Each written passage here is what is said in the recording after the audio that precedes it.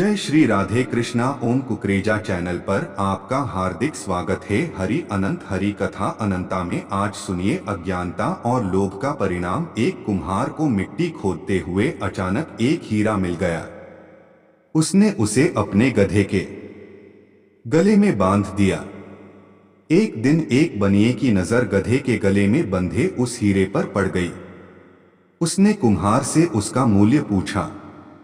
कुम्हार ने कहा 1.25 सेर गुड़।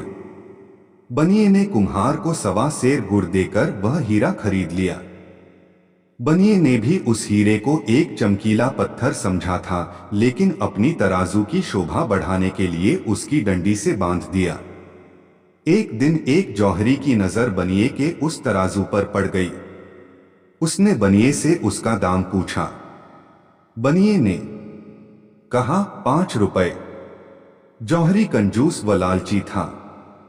हीरे का मूल्य केवल 5 रुपए सुनकर समझ गया कि बनिया इस कीमती हीरे को एक साधारण पत्थर का टुकड़ा समझ रहा है।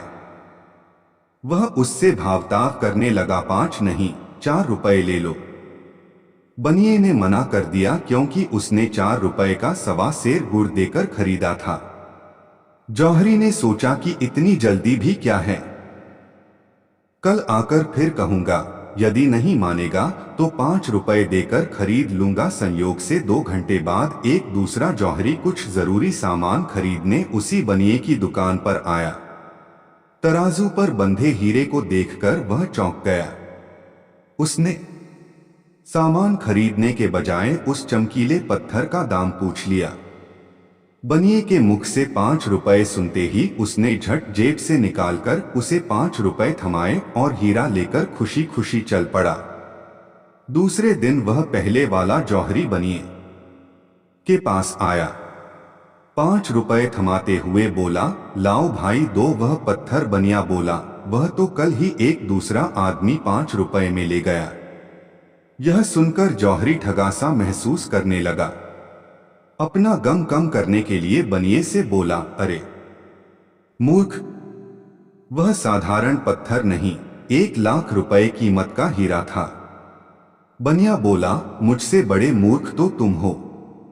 मेरी दृष्टि में तो वह साधारण पत्थर का टुकड़ा था, जिसकी कीमत मैंने 4 रुपए मूल्य के 1.25 सेर गुड़ देकर चुकाई थी।